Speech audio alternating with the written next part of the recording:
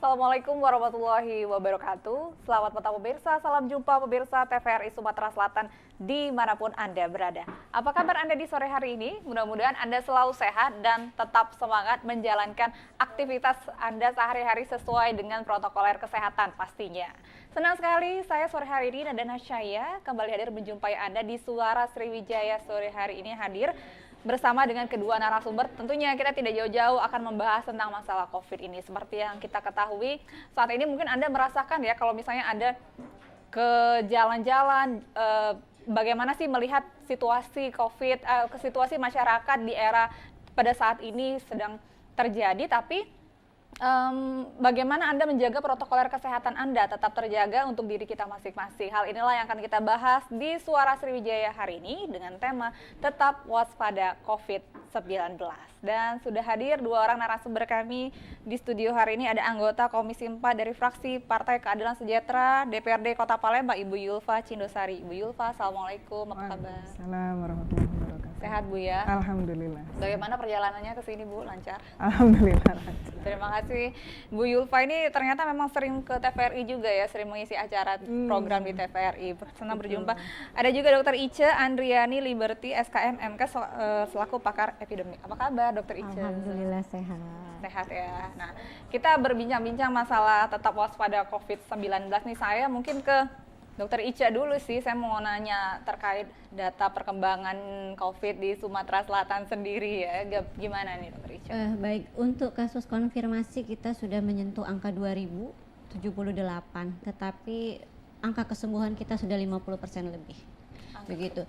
Tetapi memang untuk kasus meninggal masih fluktuatif begitu, tapi perlu kita ketahui bersama memang 2 minggu ini kami menganalisis dari sisi epidemiologinya ada peningkatan kasus. Begitu. Kenapa? Karena pada saat masa PSBB kita sempat turun 44%. Oh, turunnya 44%. Turun 44%, tetapi saat PSBB tidak diberlakukan lagi ada kenaikan 2%. Di situ 2% begitu, ini. betul. Begitu kondisi untuk Sumatera Selatan saat ini. Kenapa dari pakar epidemi sendiri melihat terjadi ketika memang sudah tidak PSBB lagi, kemudian sudah masa apa ini sekarang disebutnya nih Mbak? Sekarang ini adalah masa menyongsong new normal. Kita belum new normal ya, kita masih menyongsong new normal. Kita harus memenuhi indikator-indikator kesehatan masyarakat. Ada 11 yang indikator ya kalau untuk epidemiologi, untuk duanya surveillance dan dua lagi adalah sistem pelayanan kesehatan, dan kita belum memenuhi semua. Jadi kita saat ini sedang menyongsong, sedang menata apa yang akan kita lakukan begitu. Kenapa kasus meningkat? Apa ada kaitan dengan PSBB? Tentu saja. Kami dengan tim dari Fakultas Kedokteran Unsri melakukan survei saat PSBB. Saat PSBB di 2170 masyarakat Sumatera Selatan, saat PSBB 39% lebih stay at home. Begitu. Kita butuh 49% supaya transmisi virus terkendali, atau bahasanya reproduction number efektif atau RT-nya kurang dari 1. Begitu. Kita sudah mencapai 39%. Dan kontak rate gitu ya, kontak sosial. Satu orang ketemu dengan orang lain selain keluarga dalam sehari berapa gitu. Saat PSBB turun dari 14 ke 10 ke 8 sampai 6. Tetapi setelah PSBB tidak diberlakukan lagi, ya memang kita tidak bisa katakan lagi seperti itu kondisinya. Faktanya seperti itu ya? Faktanya seperti itu. Ternyata, Saya sebagai epidemiolog khawatir dengan protokol kesehatan yang dijalankan oleh masyarakat. Begitu. Itu yang membuat Dokter Ice juga berpikir ini kenapa sebuah kekhawatiran yang luar biasa karena melihat faktanya di lapangan masyarakat sepertinya ini bukan juga new normal, padahal masih masa-masa penjajakan untuk new normal, tetapi seperti itu ya. Melihat masyarakat cukup prihatin sekali. Iya, kita harus belajar dari pandemi tahun 1918 dahulu. Gelombang kedua, peaknya, puncak kasus kedua itu lebih tinggi. Iya, dibanding yang pertama. Saya khawatir di situ, tapi semoga saja tidak terjadi. Amin. Oke, saya ke Ibu Yulfa. Bu Yulfa selaku wakil rakyat sebagai anggota Komisi 4 DPRD Kota Palembang. Bagaimana Bu Yulfa melihat perkembangannya ini ya? Kita kan sudah 3 bulan ya dari awal kemudian juga akhirnya PSBB, sampai akhirnya sekarang masa transisi lah ya menuju new normal. Bagaimana Bu Yulfa melihatnya ini? Iya, terima kasih Mbak. Jadi memang kalau kita melihat Kota Palembang 2 pekan terakhir ini luar biasa ya, masyarakat seolah-olah berbondong-bondong keluar ya. Harus kita akui bahwa selama masa, padahal sebelumnya belum diberlakukan PSBB, hanya saja memang media membuat masyarakat akhirnya terpengaruh dan mengambil sikap. Ditambah lagi mungkin juga kebijakan pendidikan yang meliburkan anak sekolah dan mahasiswa. Kemudian bagaimana tagar stay at home begitu sangat mempengaruhi masyarakat. Sebetulnya PSBB baru berakhir tanggal 17 Juni yang lalu. Ya, tapi kita lihat bagaimana warga masyarakat seperti euforia. Padahal apa sih yang mereka sambut? Dengan berakhirnya PSBB, kemudian dengan dibukanya sebagian keran-keran kebutuhan masyarakat oleh pemerintah, ini tentu merupakan kabar gembira di satu sisi. Karena saya pahami bahwa COVID-19 ini tidak hanya berdampak secara kesehatan, tetapi juga berdampak secara ekonomi. Sehingga akhirnya dengan berakhirnya PSBB ini masyarakat keluar, tapi sayangnya tidak diiringi dengan kesadaran. Justru semakin kendor kesadaran masyarakat untuk melakukan protokol kesehatan, terutama ketika dia sedang berada di luar rumah. Itu mungkin yang saya lihat. Dan kemudian kita sebagai anggota DPR, dalam hal ini fungsi yang kami jalankan adalah fungsi kontrol, terutama kontrol terhadap regulasi-regulasi yang dilakukan oleh pemerintah, dalam hal ini pemerintah Kota Palembang. Begitu Mbak. Oke, tapi Bu Yulfa melihatnya ini gimana ya? Sebelum kita PSBB itu kan ya, sebelum PSBB itu kan pemerintah sebenarnya belum mengeluarkan kebijakan yang sangat ketat.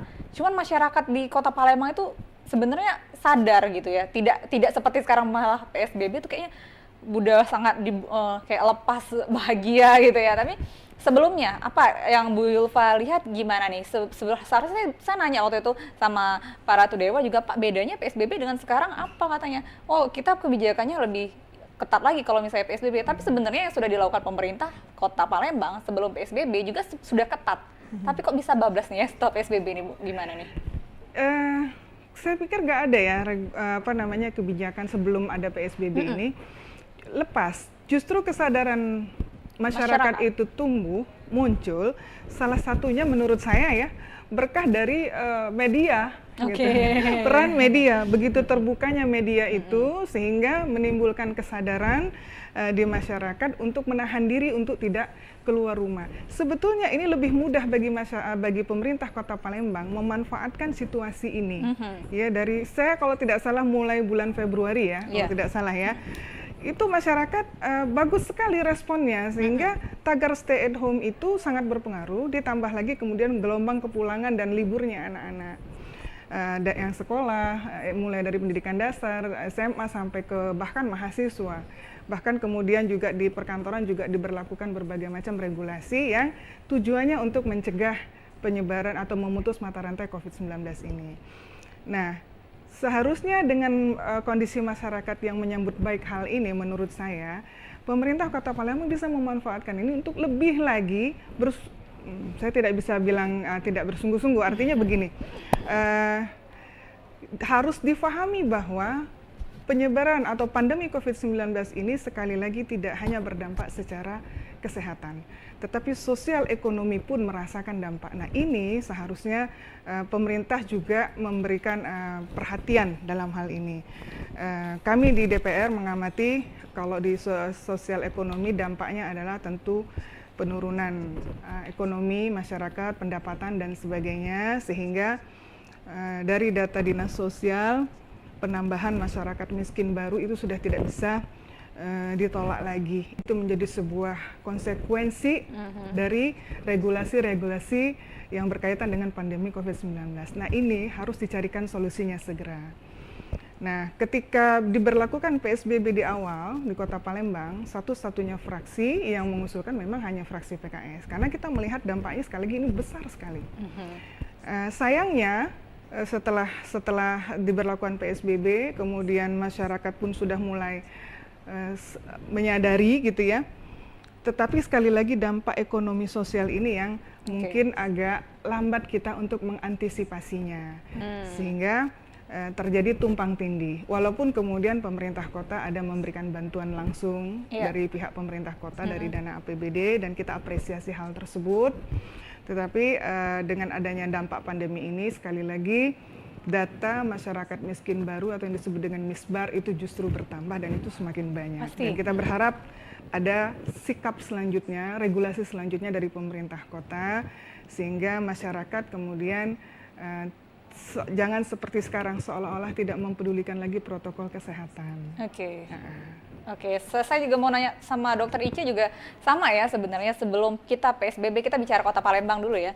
Sebelum kita PSBB, yang seperti Bu Yulfa tadi katakan tagar tentang stay at home dan lain sebagainya, masyarakat punya kesadaran yang cukup tinggi untuk memang stay at home. Sampai akhirnya PSBB, setelah PSBB memang terjadi penurunan seperti Dokter Ica tadi bilang. Pastinya ada apa ini dengan masyarakat? Kenapa kalau melihatnya ini dari pakar? Jadi begini, bauran informasi gitu ya.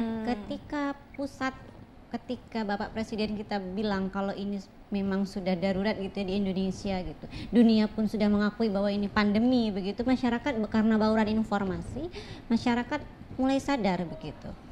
Sayangnya ada hal yang terlambat begitu. Edukasi kepada masyarakat yang saya rasa sangat kurang begitu ya. Jadi masyarakat ketika PSBB sudah mulai longgar nih, ketika PSBB mulai tidak diberlakukan, lost control, itu yang mengkhawatirkan, karena kalau kita berkaca dengan provinsi lain yang zona merah gitu masih PSBB loh, PSBB transisi. Betul. Tapi kelihatan ya, maksudnya Dokter Ica juga terlihat ya, maksudnya begitu selesai PSBB khususnya di Kota Palembang itu memang masyarakat lost control seperti itu ya. Saya bisa katakan seperti itu. Nah, itu karena yang protokol kesehatan masyarakat sudah mulai tidak disiplin, bahasa saya gitu. Apalagi di tempat-tempat keramaian seperti pasar tradisional. Sehingga memang pandemi COVID-19 ini memunculkan masalah tidak hanya kesehatan tetapi memang sosial ekonomi. Makanya saya hanya bisa memberikan rekomendasi bahwasannya kita harus tetap memberi perlindungan kesehatan kepada masyarakat, tetapi menjamin juga pertumbuhan ekonomi begitu. Jadi kalau mau new normal, mari kita sama-sama dengan pakar ekonomi, pakar sosial, kebijakan publik begitu, bersama-sama berdiskusi menata bagaimana ke depannya. Karena yang kita pikirkan adalah rakyat ya Bu ya. Betul. Pasti tantangannya yang paling besar itu kan adalah rakyat. Yang paling utama ini adalah kesehatan, kemudian ekonomi pun harus berjalan. Jadi mungkin ada sebuah itu ya Dokter Ica ya, apa sih dilematis juga pasti dari pemerintah terkait hal ini. Kalau misalnya kita mau menuju new normal, karena kan pertimbangannya kan kalau Indonesia kan bilangnya kita menuju new normal. Seperti yang tadi 11 indikator itu tadi, apa saja ya memang yang sudah dipenuhi oleh Sumatera Selatan untuk menyongsong ini? Baik, awalnya itu WHO yang mengeluarkan statement, mengeluarkan guideline kalau mau relaksasi bahasanya gitu ya, relaksasi tidak lockdown dan mulai membuka keran-keran perekonomian, bukalah sektor yang punya dampak COVID-nya rendah tetapi dampak ekonominya signifikan. Setelah itu ada 6 kriteria, salah satunya adalah bahwa transmisi virus sudah terkendali. Transmisi virus sudah terkendali kalau sistem kesehatan bagus, tracing bagus, testing bagus. Gimana tuh di Sumatera Selatan, saya nanya dulu. Kalau untuk Sumatera Selatan, alhamdulillah kita untuk tracing dan testing, pengamatan saya sudah sangat baik. Treatment pun begitu, terbukti dengan angka kesembuhan kita yang semakin meningkat hampir separuh, 50% lebih. Gitu. Dan Indonesia, tim pakar gugus tugas mengadopsi itu untuk menyusun 15 indikator. Gitu. Ada 3 domain, yaitu epidemiologinya 11, gitu, 2-nya sistem pelayanan kesehatan dan 2 lagi surveillance kesehatan. Dan itu memang pelan-pelan Sumatera Selatan memang hampir memenuhi begitu. Tetapi yang paling berat adalah mengendalikan transmisi virus karena banyak faktor. Kenapa ya transmisi lokal itu ya? Transmisi virus di masyarakat gitu. Faktornya apa saja itu? Protokol kesehatan harus dijalankan. Gitu. Berarti kampanye, nah gitu Bu Yulfa, kampanye kesehatan kita yang sudah digaung-gaungkan selama 3 bulan terakhir ini untuk menjaga jarak. Kalau Bu Yulfa sendiri melihat ini masyarakat kenapa sih bandel gitu loh? Apa sih yang membuat sampingin dulu, mengenyampingkan itu gitu loh Bu? Gimana? Iya, itu yang saya bilang tadi. Dampak ekonomi. Jadi sebetulnya masyarakat keluar rumah itu dalam rangka memenuhi kebutuhan hidupnya. Oke. Itu ya. Ekonomi. Dalam rangka memenuhi kebutuhan hidupnya. Tetapi sayang tidak diikuti atau ketika dia keluar rumah, protokol kesehatan yang harus dia pakai itu menjadi kendor. Nah, itu. Iya, sayangnya tidak diikuti dengan kesadaran bahwa ketika dia keluar rumah, ya, setelah PSBB berakhir kan dipersilahkan sebagian keran-keran untuk memenuhi kebutuhan masyarakat dibuka oleh pemerintah, sebagian loh ya, nggak semua. Sehingga ketika dia keluar rumah, seharusnya protokol kesehatan itu tetap dipakai dan dia tetap harus disiplin. Nah, mungkin salah satu sebabnya adalah tadi ya, kontrol dari pemerintah itu yang kurang. Tentu kesadaran masyarakat. Nah, kesadaran masyarakat tuh begini, saya mencermati beberapa informasi lagi dari media, terdapat informasi-informasi yang bertentangan, baik yang disampaikan oleh individu-individu dalam kapasitasnya sebagai mungkin tenaga medis, itu memberikan pernyataan-pernyataan yang bertentangan dengan kondisi yang ada. Tadi Dr. Ica katakan bahwa data penderita COVID-19 di Sumatera Selatan sekitar 2078 dan 1.349-nya ada di Kota Palembang. Betul Dok ya? Ini saya ambil dari kompas.com. Jadi 1.300 sekiannya, 1.350 itu ada di Kota Palembang. Dan ini seharusnya terus-menerus disosialisasikan ke masyarakat. Bahwa Palembang sebagai kota besar, kota persinggahan, pusat semua kegiatan di Sumatera Selatan ini, masyarakatnya harusnya lebih teredukasi dengan baik. Gitu. Sekali lagi saya bilang, informasi yang terbuka tentu secara tidak langsung mengedukasi masyarakat. Tetapi alangkah baiknya kesadaran masyarakat untuk diedukasi ini gitu ya, disambut oleh pemerintah. Sehingga pemerintah mengambil peran edukasi, bersungguh-sungguh mengumpulkan data apa yang terjadi gitu ya, dan jangan sampai kemudian ada pernyataan-pernyataan dari orang maupun lembaga yang bertentangan dengan kondisi yang ada sehingga membuat masyarakat pun bingung. Ada yang tetap bertahan dengan protokol kesehatan, ada yang cuek gitu. Karena si Anu bilangnya nggak ada apa-apa, itu flu biasa segala macam, sehingga Ibu lihat gitu. Emang memangnya ada pertentangan statement gitu, informasi-informasi yang diterima masyarakat? Ya, saya pun menerima. Bagaimana tuh Bu? Misalnya di media sosial ya, bahwa pernyataan-pernyataan COVID ini nggak bahaya kok, santai aja gitu ya. Ada juga mungkin dari kalangan ulama, kenapa lebih takut? Ada lagi yang lebih berbahaya daripada COVID. Oh iya. Sampai kemudian ada di Facebook saya baca begini, masyarakat itu lebih takut kena COVID daripada kena sakit stroke katanya gitu. Tapi maksud saya ini perbandingan yang nggak pas gitu loh. Ini kan kondisinya kita sedang kita sedang menghadapi pandemi COVID-19 yang mendunia ini ya. Itu dijaga mengeluarkan pernyataan itu berhati-hati, terutama bagi individu yang memiliki kapasitas keilmuan yang cukup mumpuni di masyarakat. Artinya ketika dia berbicara, masyarakat mendengar ya, masyarakat ikut gitu ya. Jadi saya tidak menyalahkan karena itu pendapat pribadi, silahkan saja. Tetapi akhirnya kemudian masyarakat mengambil sikap yang salah gitu.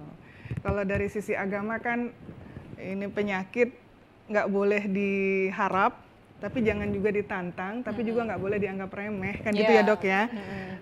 Tapi ketika dia sudah menghampiri, kita hadapi. Kalau saya tidak salah, di Palembang ini ada banyak tenaga medis yang terpapar ya Dok ya. Saya punya beberapa teman kenalan dari tenaga medis, dan alhamdulillah sembuh. Ya, sembuh tentu dengan penanganan yang baik. Nah, momen ini dipakailah oleh pemerintah.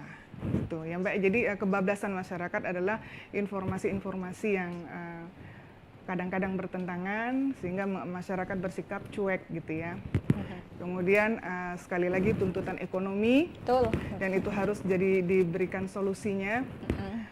oleh pemerintah dalam bentuk regulasi-regulasi. Jadi jangan sampai kita menghadapi pandemi, tetapi dampak sosial ekonominya kita abaikan.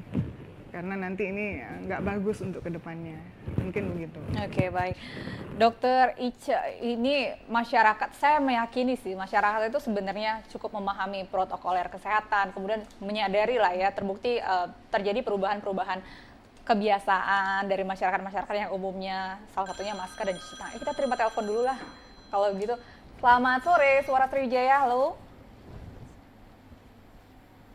Halo, Suara Sriwijaya.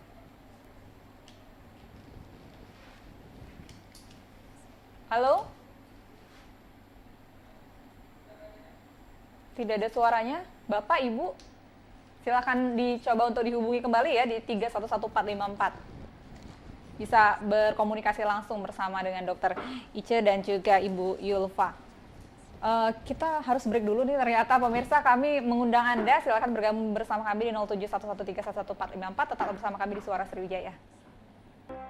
Terima kasih Anda masih bersama kami di Suara Sriwijaya. Tetap waspada COVID masih menjadi tema kita hari ini. Silakan untuk Anda yang ingin bergabung bersama kami di 0711311454 bersama dengan Dokter Ice dan juga Ibu Yulfa.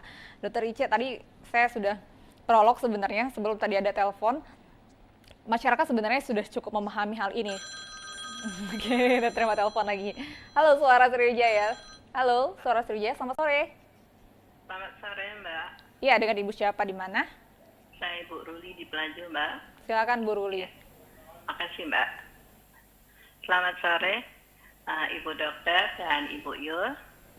Saya sebagai masyarakat biasa, seperti penjelasan Ibu tadi, kita masalah COVID ini kayaknya membandel, nggak mau dengar aturan dari kesehatan.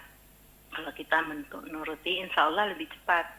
Jadi kalau saya menyarankan di stop aja Mbak, Bu, itu bantuan untuk COVID, cukup kita seperti tes gratis, yang swab itu gratis, itu yang diutamakan. Nah, kalaupun ada yang dibantu untuk yang sakit aja, agar dia sakit bisa berobat dengan baik, dapat jatah dari pemerintah. Untuk yang sehat, saya rasa nggak usahlah dikasih. Karena dia juga masih liar, nggak mau nurut aturan kan. Nah, sudah itu, tolong juga kalau memang mau dikasih, suplemen aja. Nah, cukup door to door ke RT atau ke camat gitu, nggak usah diambil sendiri, berjubel itu menimbulkan lagi penyakit. Jadi biar diantar dari Pak RT ke warganya untuk vitamin atau misalnya suplemen. Nah, tapi untuk yang sakit, iyalah kalau memang mau dibantu. Yang nggak sakit nggak usah gitu. Karena kayaknya nggak juga jadi baik, yang dibagi juga masih ribut-ribut kan untuk ngambil. Baik, nah, Bu Ruli. peraturan juga nggak diperhatikan. Nah, jadi kita semakin lama. Itu saja saran saya. Terima kasih. Terima kasih. Assalamualaikum. Waalaikumsalam warahmatullahi wabarakatuh. Ini Bu Yulfa nih yang jawab nih. Iya. Boleh Bu. Iya, terima kasih Bu Ruli yang ada di Pelaju. Jadi seperti saya sampaikan di awal bahwa pandemi COVID-19 ini memang tidak hanya berdampak secara kesehatan tetapi juga sosial ekonomi. Pemerintah mencoba melihat ini dan mencoba mengatasi ini dari segala sisi. Tentang bantuan, memang bantuan itu merupakan kalau bisa saya katakan konsekuensi dari diberlakukannya PSBB di Kota Palembang, Mbak.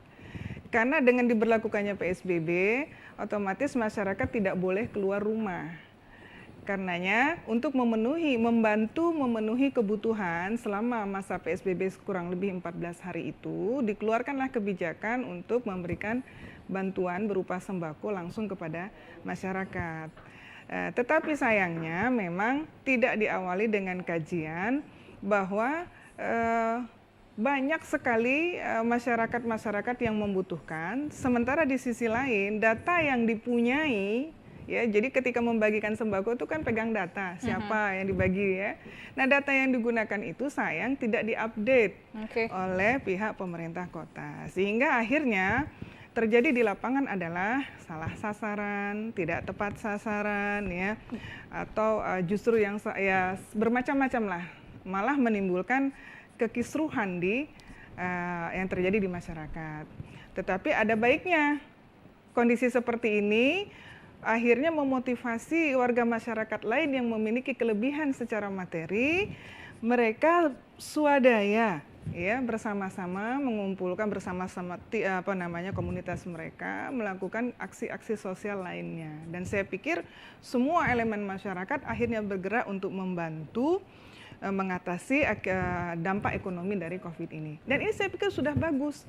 Tinggal bagaimana pihak pemerintah kota lagi-lagi untuk mengakomodir, memfasilitasi, kemudian mengkoordinasikan hal ini sehingga yang disebut bantuan itu menjadi tepat sasaran. Begitu Bu Ruli ya, mungkin yang terjadi agak kisruh di lapangan, tinggal kitanya nanti di lapangan yang warga masyarakat yang sudah memiliki kemampuan, Mbok Yoyo kalau dikasih nggak usah diterima, gitu kan ya, kasihlah yang lebih membutuhkan gitu ya. Itu mungkin sekali lagi masyarakat kita sebetulnya tinggal diarahkan, dia akan bergerak dengan sendirinya ya. Kemudian tentang kesehatan ya, saya pikir pemerintah kota sekarang sedang menyusun sebuah strategi baru ya, mengingat sekali lagi data yang kita terima separuh dari yang terpapar COVID-19 di Sumsel ini, lebih dari separuhnya itu ada di Kota Palembang, sehingga mau tidak mau pemerintah kota harus menseriusi ini dari sisi kesehatan, sosial, ekonomi, tetapi yang paling penting adalah mengatasi transmisi virus ini terlebih dahulu. Kalau ini selesai, maka insya Allah masalah yang lain akan mengiring. Baik, gitu, kita terima telepon lagi. Baik. Suara Sriwijaya, halo selamat sore. Sriwijaya, selamat sore. Iya, dengan siapa di mana? Dengan Rijal di Pelaju, Mbak. Oh, Bapak, silakan Pak. Ya, ini Pak, yang saya mau tanyakan ini kan bantuan memang mungkin Ibu Ruli kan orangnya mampu. Kalau nggak dikasih, tapi kalau yang di lingkungan saya ini, yang di belakang ini, itu rumahnya gubuk. Itu kalau dikasih satu, ada yang juga nggak dapat. Itu gimana itu Pak?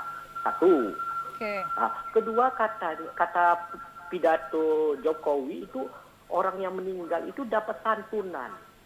Ada benar atau enggak itu? Ketiga juga, kita kan pedagang. Sekarang kan nggak ada modal, itu kemana saya stimulus yang itu Pak, yang untuk bantuan untuk kita bisa mendapatkan modal untuk usaha lagi. Nah, itu yang saya tanyakan, tiga itu. Kemana kita jalannya, apakah kami besok ke tempat Ibu, saya mau lapor, gimana? Masyarakat ini kan ada pedagang semua Pak di belakang saya ini. Ada pedagang ikan giling, sayur. Nah, itu yang saya jelasin. Tapi kalau Ibu Ruli itu tidak dibantu, kasihan Bu. Janda-janda tua. Saya mengumpulkan 1000 janda judulnya Bu. Kemarin kerjasama dengan ATC. Sekarang ATC belum bisa bantu lagi ke kami. Biasanya setiap bulan itu walaupun belum COVID, kami sering bantu janda-janda tua di belakang. Ada juga yang miskin. Ada yang tidur di depan pekarangan orang Bu. Itu nanti saya ke tempat ini ngajukan ke Ibu Fitri. Itu aja, makasih. Assalamualaikum. Baik, Waalaikumsalam. Terima kasih Pak Rizal. Bu Yulfa lagi nih Bu, bagaimana mengawal mengajak masyarakat menjembatani dengan pemerintah? Iya. Jadi itu realita ya Mbak ya, Ya. Itu sebuah kenyataan dan memang harus kita hadapi ini. Tentu kita harus mencarikan solusi atas permasalahan ini di masyarakat. Dan saya yakin pemerintah kota sudah mulai serius untuk menghadapi masa penegakan disiplin protokol kesehatan COVID-19 ini. Jadi gini, sekali lagi yang kita permasalahkan adalah bagaimana caranya memutus mata rantai COVID-19 ini sehingga tidak menyita begitu banyak perhatian dari semua ya, menghabiskan begitu banyak energi kita. Jadi ini dulu kita fokus ke sini dulu Pak Rizal. prioritasnya mungkin ya, pemerintah kota prioritas untuk bagaimana caranya memutus mata rantai ini dulu.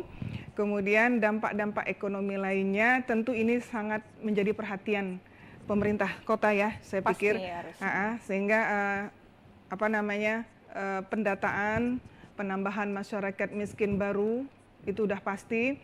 Bagaimana cara menggeliatkan kehidupan ekonomi lagi di masyarakat itu juga menjadi permasalahan tersendiri, dan saya pikir memang seharusnya mengumpulkan para pakar membicarakan hal ini. Tetapi sekali lagi yang fokus kita adalah memutus mata rantai, yaitu ketika masyarakat harus keluar rumah, memperhatikan protokol kesehatan dengan baik, memakai masker, cuci tangan dan sebagainya, tidak berkerumun dan sebagainya. Yang terpenting tidak menganggap remeh virus ini, ya, dan segera menjaga kesehatan tubuhnya dan lingkungan sekitarnya. Saya pikir itu harus kita perhatikan dulu. Oke, baik. Dokter Ica, ini data berbicara, fakta di lapangan juga berbicara, terjadi kenaikan-kenaikan ini. Mungkinkah memang masyarakat perlu ada kebijakan lagi? Kemudian seperti yang dikatakan, kayaknya rame nih sekarang isunya. Kayaknya nih Palembang khususnya nih PSBB lagi nih harusnya nih. Ini gimana nih Dokter Ica harusnya? Oke. Memang beberapa hari ini terutama Palembang diketahui zona merah. Betul. Sumber data kita dari tim pakar gugus tugas pusat yang secara terbuka, semua masyarakat bisa akses di covid19.go.id di peta resiko.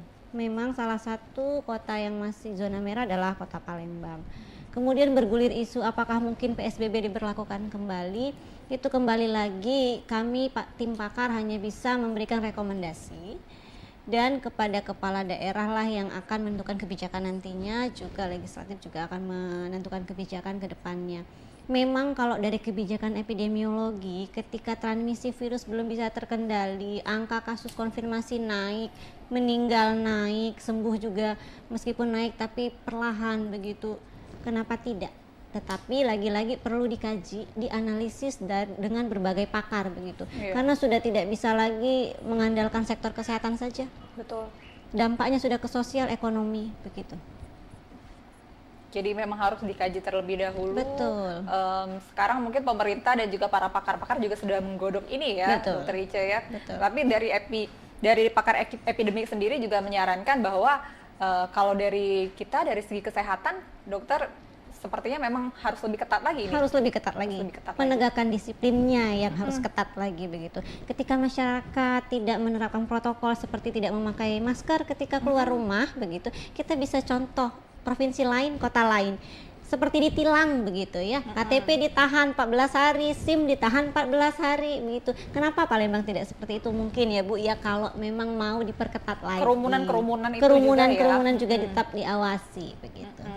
Walaupun belum ada peraturan yang mengikat ya Bu Yulfa ya, tapi memang petugas keamanan pun juga memang harus bergerak untuk itu, pemerintah mengawal untuk hal itu ya. Nah, saya masih ke Dokter Ica ini, seperti yang Bu Yulfa tadi katakan juga media merupakan salah satu jembatan untuk mengedukasi masyarakat, salah satunya kita.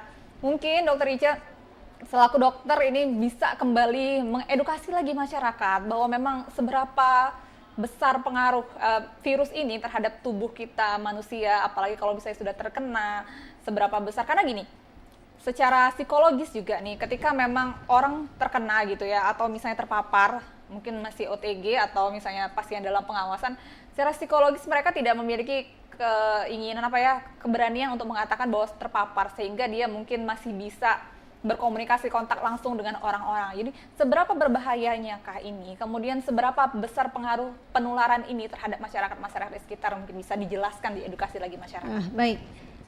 Jadi begini, COVID-19 ini penularannya udah kita ketahui ya. Dari orang ke orang begitu ditularkan. Jadi memang pembatasan kontak kita yang diperlukan begitu.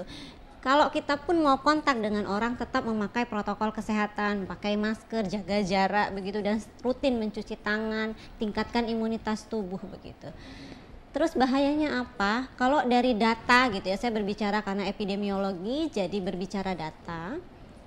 kasus-kasus konfirmasi positif begitu, kalau ada yang punya komorbid atau penyakit penyerta, itu lebih berat kasusnya begitu.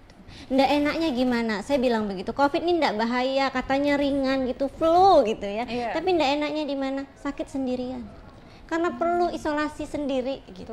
Nggak bisa ketemu keluarga 14 hari loh minimal gitu ya. Mungkin itu yang masyarakat harus pahami. Tetapi tetap kejujuran yang penting begitu ya. Ketika kita merasa kontak dengan seseorang yang dinyatakan positif, mari jujur begitu. Kita diperiksa karena apa? Kita tidak mungkin tinggal serumah. Di rumah hanya satu orang saja gitu ya, karena penelitian kami juga menunjukkan rata-rata anggota rumah tangga itu 4 orang di Sumatera Selatan, dan itu sesuai juga dengan data BPS begitu. Dan di dalam rumah pun ada anak yang usianya bisa saja balita gitu. Bayangkan seandainya balita kita yang kena, bayangkan seandainya orang tua kita yang kena. Kalau usia produktif sih oke-oke aja gitu ya, imunitas kuat dan lainnya gitu. Tetapi gimana kalau orang tua kita yang kena? Anak kita yang kena, itu pikirkan begitu. Seperti yang Dokter Ica tadi katakan juga, COVID ini akan lebih berbahaya, karena saya juga sebelum-sebelumnya berdialog dengan dokter-dokter yang lain, akan lebih sangat berbahaya ketika memang ada penyakit-penyakit lain yang mendampingi, khususnya untuk orang tua, seperti itu ya dokter ya? Seperti itu. Makanya kita harus isolasi mandiri, dan juga jangan sampai menjadi penyebar penular virus ini. Karena memang trennya saat ini kasus semakin berat. Gitu. Kita belajar dari daerah lain gitu, salah satu provinsi yang sudah zona hitam begitu, kalau bisa Sumatera Selatan, Kota Palembang jangan begitu ya. Masyarakat tetap terapkan protokol kesehatan untuk memutus mata rantai penyebaran COVID-19. Oke, harus seperti itu, harus kita kawal terus ya. Semakin media ya Bu ya sangat ikut membantu juga agar juga masyarakat itu semakin paham, semakin bisa menegakkan protokol kesehatan itu. Dan pastinya ada ini, pemerintah mulai dari tingkat bawah ya, khususnya dari itu yang mengawal, membantu jangan sampai ikut peraturannya juga harus tetap ditegakkan seperti itu. Ditilang lah ya kalau nggak pakai masker. Kita harus break lagi ini Bu. Pemirsa silakan untuk Anda yang ingin bergabung bersama kami di line telepon kami di 0711311454, tetap bersama kami di Suara Sriwijaya. Anda masih bersama kami di Suara Sriwijaya, tetap waspada COVID-19 masih menjadi tema kita di sore hari ini. Pemirsa, silakan untuk Anda yang ingin bergabung bersama kami di line telepon di 0711311454. Bu Yulfa, dengan fenomena yang terjadi saat ini, keadaan ya, musibah juga bisa ya dikatakan seperti itu ya, tantangan, tapi juga kalau kita bicara bahasa positifnya tantangan bagi kita semua, bukan hanya bagi pemerintah tapi juga bagi masyarakat. Selaku DPRD Kota Palembang, mitra kerja dari pemerintah Kota Palembang, bagaimana dari DPRD sendiri mengawal semua kebijakan pemerintah, SKPD yang ada, khususnya kalau misalnya Komisi 4 kan mitranya kesejahteraan rakyat kan ya Bu ya, gimana? Iya. Di sini maka saya bicara bahwa dalam hal ini sebagai anggota DPR, fungsi yang kita jalankan lebih kepada fungsi kontrol. Di awal memang penanganan kasus, fungsi anggaran sudah kita jalankan, karenanya anggaran untuk penanganan percepatan memutus mata rantai COVID-19 ini sudah kita prioritaskan untuk penanganan ini. Tinggal sekarang yang kita lakukan adalah mengawasi regulasi-regulasi yang dilakukan oleh pemerintah kota. Dalam hal ini tentu yang berkaitan langsung adalah Dinas Kesehatan ya. PSBB dan sebagainya yang sudah berakhir, kemudian ke depan ini kita berharap Dinas Kesehatan pun bisa mengambil peran ini, melihat yang terjadi di masyarakat, dan saya pikir saya mengapresiasi apa yang sudah dilakukan oleh dinas-dinas yang bersangkutan gitu ya, sudah cukup baik perannya, tapi sekali lagi sebaiknya bersinergi dengan yang lain, karena ini kan tugasnya nanti beririsan gitu ya. Jadi saya pikir fungsi kontrol yang kita lakukan, teman-teman di DPR sendiri juga sebetulnya ada Satgas ya. Itu sudah kita jalankan, baik itu secara personal maupun kelembagaan di DPR itu sendiri maupun masing-masing fraksi. Saya pikir sudah menjalankan fungsi kontrol itu. Tinggal bersinergi, bekerja sama, kemudian juga memperhatikan koordinasi ya masing-masing Sehingga tidak bekerja secara sektoral tetapi bersama-sama bersinergi begitu. Sejauh ini melihatnya bagaimana kesinergiannya tuh Bu? Iya. Jadi secara garis besar kita bisa melihatlah apa yang terjadi di masyarakat, kendurnya pengawasan, kemudian tidak ada sanksi dan sebagainya. Sanksi itu bagus sebetulnya, tetapi itu juga bukan merupakan solusi. Yang paling penting adalah bagaimana membangkitkan kesadaran masyarakat untuk tetap berada di rumah, kemudian jika memang harus keluar rumah, tetap disiplin dengan protokol kesehatan, gitu. Nah, pemerintah bisa mengambil peran, memberikan perhatian khusus untuk daerah-daerah yang rawan terjadinya kerumunan-kerumunan. Di mana kalau Ibu lihat di Kota Palembang ini, Bu? Oh iya, di pasar-pasar tradisional Pasar, itu ya masih sangat kendor ya. Ini kita sayangkan sekali gitu. Fasilitas untuk cuci tangan dan sebagainya sudah banyak saya lihat. Banyak juga warga masyarakat yang memberikan sumbangan di tempat-tempat umum dan sebagainya ya untuk fasilitas cuci tangan. Sekali lagi tinggal nanti bagaimana mengedukasi terus-menerus kepada masyarakat, mengingatkan terus-menerus kepada masyarakat tentang disiplin protokol kesehatan ini. Karena sekali lagi memang masyarakat itu perlu diingatkan. Ya. Sesudah diingatkan mereka perlu difasilitasi. Setelah difasilitasi mereka perlu dievaluasi dan seterusnya. Itu siklus seperti itu terus berputar gitu. Oke, baik. Dokter Ica, sektor apa sih yang harus menjadi perhatian khusus ya bagi pemerintah untuk hal ini menurut Dokter Ica? Saya di beberapa kesempatan saya pernah sampaikan ada satu sektor yang sangat amat butuh perhatian kita, yaitu sektor pendidikan. Dari mulai pendidikan tinggi sampai yang paling dasar itu sampai ke PAUD gitu. Karena melibatkan generasi bangsa. Ya. Jadi memang pembukaannya nantinya harus bertahap gitu. Kalau dari pusat, kalau dari keputusan bersama 4 menteri jelas yang boleh membuka, yang boleh bertatap muka dengan protokol kesehatan adalah daerah dengan zona hijau. Iya. Betul begitu. Jadi memang PR bagi pemerintah bagaimana menata kembali. Dan ini juga hikmah ya Bu ya. Hikmah untuk memperbaiki fasilitas pendidikan. Dari awalnya yang siswa dalam satu kelas mungkin 30 lebih, saat ini harus sudah mulai dikurangi gitu 50%-nya. Dan ini saya pikir juga menjadi momentum untuk memperbaiki sektor pendidikan kita gitu. Dan sekali lagi mohon kiranya hati-hati betul, libatkan dinas kesehatan setempat, libatkan puskesmas sebagai mungkin pengontrol dan juga memberikan edukasi ke siswa, karena bahaya kita tidak tahu kan namanya anak-anak gitu ya, sulit mengontrolnya. Bisa saja pinjaman masker, kita nggak bisa. Oh iya. Kita nggak bisa larang namanya anak-anak pinjaman alat tulis, begitu cuci tangan bareng gitu kan, kita nggak tahu. Dan itulah yang memang betul-betul pihak terkait harus memberikan perhatian khusus untuk sektor pendidikan. Pendidikan yang paling utama karena rentan ya, Dokter. Rentan. Anak-anak ini, anak-anak dan juga orang tua.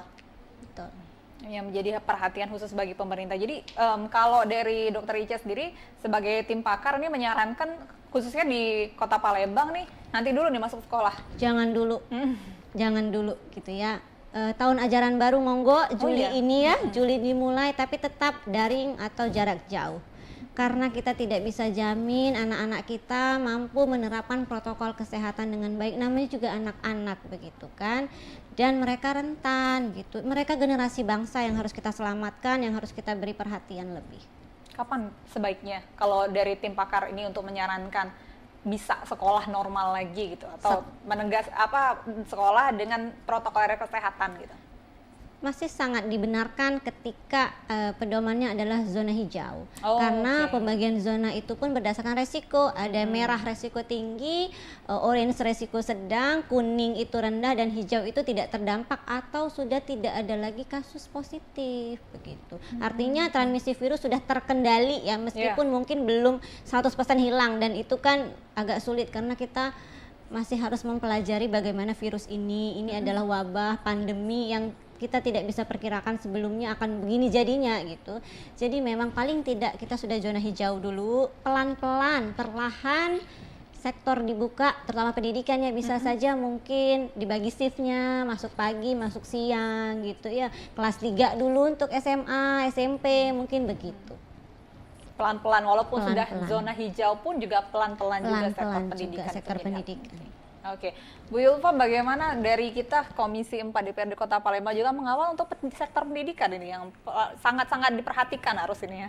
Ya, jadi sebetulnya ini yang saya katakan di awal tadi, bahwa pemerintah harus lebih fokus kepada memutus mata rantai. Dan saya pikir menunda anak-anak untuk melakukan pendidikan secara langsung itu adalah bagian dari usaha mempercepat memutus mata rantai COVID-19 ini. Jadi kami dari Komisi 4, saya ya secara pribadi juga dan kami di anggota di DPRD akan sangat mendorong pemerintah Kota Palembang khususnya dan Sumatera Selatan pada umumnya untuk bergerak lebih cepat memutus mata rantai ini. Kita fokus di sini dulu. Dan salah satu kalau bisa dikatakan programnya adalah menunda kegiatan pendidikan yang bertatap muka langsung. Itu satu. Jadi kalau kita fokus kepada memutus mata rantai, maka dia nanti ada runutan-runutannya gitu. Dan nanti juga akan ada dampak-dampak sosial ekonominya. Dan salah satu yang kita fokus saat ini adalah karena menyambut tahun ajaran baru. Sekali lagi saya tidak bisa menyebutkan merekomendasi ya, itu pendapat saya secara pribadi, bahwa sebaiknya memang ditunda terlebih dahulu, mengingat terutama anak usia pendidikan dasar itu sangat rentan, ya sangat rentan dan terbuka, sehingga kalau satu sekolah itu sekitar ada ratusan anak, satu terkena akan sangat sulit untuk istilahnya tuh akan sangat sulit gitu ya. Begitu juga pendidikan tinggi, kampus apalagi dari mana-mana gitu ya. Sehingga fokuslah di sini. Saya secara pribadi setuju pendapat atau mendukung keputusan dari Kementerian Pendidikan untuk menunda kegiatan tatap muka dalam dunia pendidikan, karena ini bagian dari memutus mata rantai, gitu Mbak. Tapi dari Dinas Pendidikan sendiri, maksudnya selaku mitra kerja sudah dikoordinasikan juga bersama dengan ini? Iya, kita sudah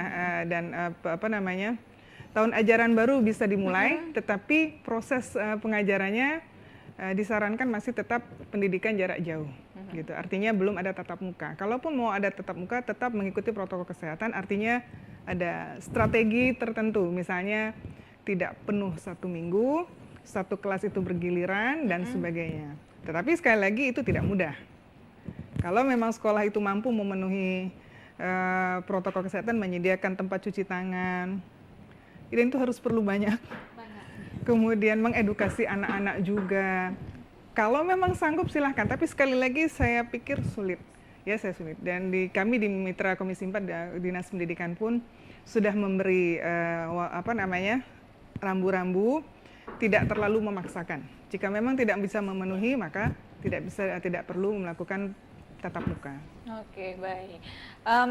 Dokter Ice, saya mau kita di kesimpulan di sore hari ini mau menginginkan Dokter Ice untuk mengedukasi masyarakat lagi, untuk mengingatkan masyarakat kembali di TVRI Sumatera Selatan ini, khususnya pemirsa, agar lebih aware terhadap protokol kesehatan ini. Silakan Dokter Ice.